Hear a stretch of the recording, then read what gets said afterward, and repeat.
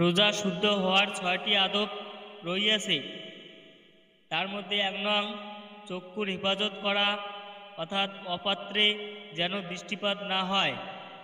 ২ নং জবানের হেফাজত করা, মিথ্যা, বাজে কথা, গীবত, শিকায়ত করা, কুটুবাক্য ইত্যাদি হইতে জিহ্বাকে সংযুক্ত রাখিবে।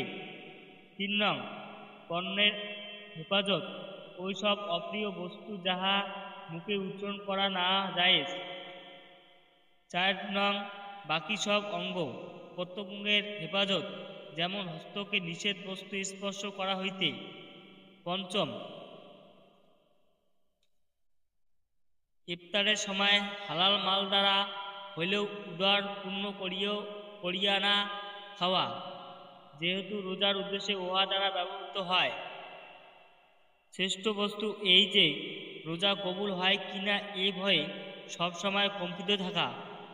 প্রত্যেক ইবাদতেই এইভাবে ভয় ভীতি থাকা উচিত।